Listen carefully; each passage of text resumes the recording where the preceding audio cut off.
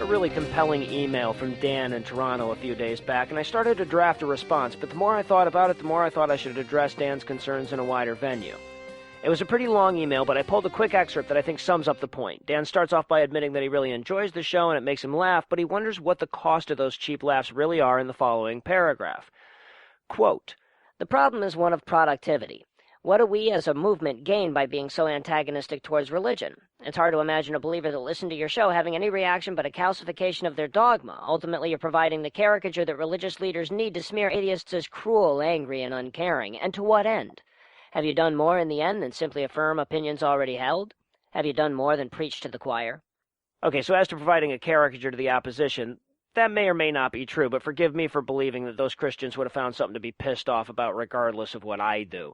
But I don't want to be dismissive here. I have a lot of respect for Dan's opinion here, and he's not the first person to bring it up. Hell, Heath, Lucinda, and I had this discussion in depth before we recorded episode 1. Now, clearly, we fell on the good outweighs the bad end of the argument, but I do feel that people like Dan still deserve an explanation. The question is basically one of purpose, and the tone of Dan's email suggests that he believes that the purpose of an atheist show should be outreach to the religious community.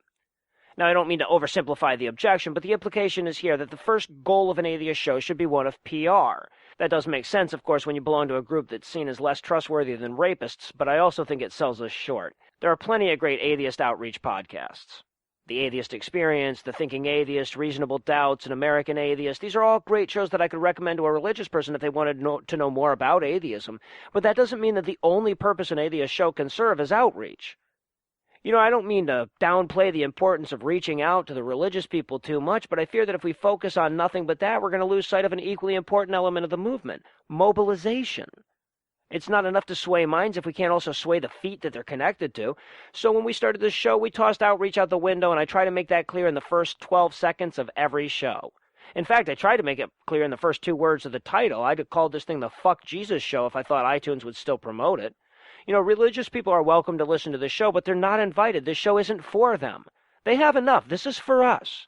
You know, I've gone to church before, and I've never complained afterward that the pastor didn't include the atheist point of view in his sermon. I've never written an angry letter to a televangelist for not being nicer to an atheist when he tells them that they're all going to hell. If a Christian listens to this show and gets pissed off about it, I look at it like a neighbor showing up at your barbecue uninvited. You welcome him in, you give him a beer, and then he starts bitching because there's no vegetarian menu. It's a barbecue, asshole. You know, look, there's a time and a place for nice, but there's a time and a place for fuck you as well. And in this movement, we need both. Nice is great for outreach. It's good for PR. Nice is good for winning converts and softening our image. But fuck you is good for rallying the troops. Fuck you is good for boiling the blood. Fuck you is good for reminding people why they got active about atheism in the first place. And what's more, when people are trying to shove their religion into your schools, your government, and your life, fuck you is the only correct response. So the end result is that I spend a lot of time preaching to the choir. But what's wrong with that? Keep in mind that despite the connotations implied in the expression, the preacher man does still preach to the choir. You kind of have to. You can't assume that somebody who read The God Delusion back in 2009 is still as fired up about it as she was when she put the book down.